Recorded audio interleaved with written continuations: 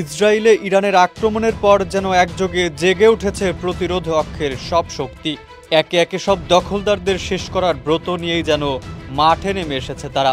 তারই নমুনা হিসেবে এবার লোহিত সাগরে হুতিদের গর্জনে ডুবল মার্কিন ও ইসরায়েলের দোসর ব্রিটিশদের তেলের ট্যাঙ্কার।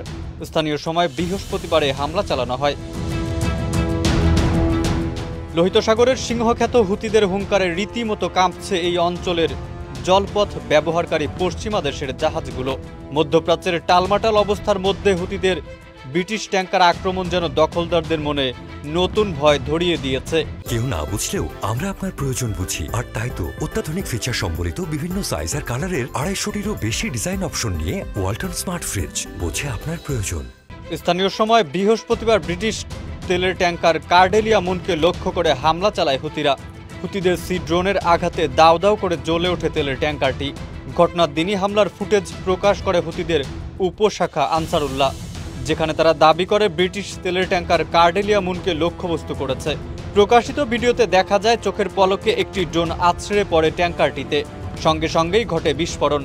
আগুন আর ধোঁয়ার কুণ্ডলিতে ছেয়ে যায় ট্যাঙ্কারের চারপাশ। হামলার বিষয়টি নিশ্চিত করেছে বহুজাতিক জয়েন্ট মেরিটাইম ইনফরমেশন সেন্টার। জানিয়েছে ইয়েমেনের হোদেইদা বন্দর থেকে প্রায় 110 কিলোমিটার দূরে এই আক্রমণের ঘটনা ঘটে। যে ট্যাঙ্কারে হামলা চালানো হয়েছে সেটি পানামার পতাকাবাহী ছিল। বহু বছর ধরেই মধ্যপ্রাচ্যে দখলদারিত্ব আর হত্যাযজ্ঞ সহ নানা রকম বীভৎস কর্মকাণ্ড জারি রেখেছে ইসরায়েল। মার্কিনী সহ পশ্চিমা বিশ্বের ছায়াতলে থেকে এমন ভিন্ন কর্মকাণ্ড করে যাচ্ছে তারা। সম্প্রতি হিজবুল্লাহকে ধ্বংসের নামে লেবাননের সাধারণ নাগরিকদের একের পর এক হত্যা করে চলেছে ইসরায়েল। তারই প্রতিবাদে ইসরায়েলের গুরুত্বপূর্ণ প্রতিষ্ঠানে মিসাইল বৃষ্টি ঝড়ায় ইরান। ধ্বংস হয় বিমানবন্দর সহ মোসাদের গুরুত্বপূর্ণ ভবন। 3 স্তরের নিরাপত্তার চাদরে ঘেরা ইসরায়েলের এমন আক্রমণে দিশেহারা হয়ে ওঠে ইহুদিবাদী ইসরায়েলের কর্মকর্তারা।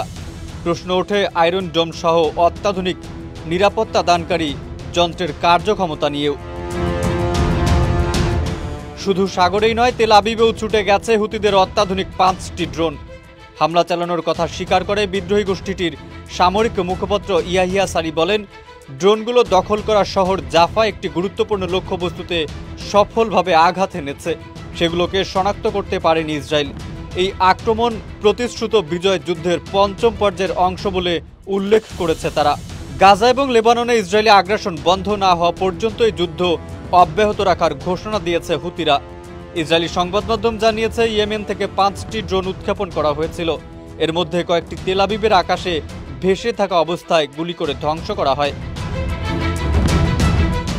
একদিন আগে ইসরায়েলের নেভাতিম বিমান ঘাঁটি ও নাকাবের রোতম শিল্পাঞ্চলকে 5 ক্রুজ ক্ষেপণাস্ত্র দিয়ে হামলা করেছে হুতিদের ক্ষেপণাস্ত্র বাহিনী।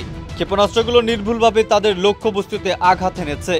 এই ক্ষেপণাস্ত্রগুলো প্রথমবারের মতো উন্মোচন করা হয় বলে জানিয়েছে হুতিরা। এদিকে ইরান এবং হুতির সঙ্গে ইসরায়েলের সামরিক স্থাপনা লক্ষ্য করে রকেট হামলা চালাচ্ছে হিজবুল্লাহ। শুক্রবার উত্তর ইসরায়েলে বেজে ওঠে আকাশ সতর্কতা সাইরেন। দেশটির হাইফা বেতে সামরিক অবকাঠামো লক্ষ্য করে ছুটে গেছে হিজবুল্লাহ ড্রোন। যদিও হিজবুল্লাহ রকেট প্রতিহতের দাবি করেছে ইসরায়েল।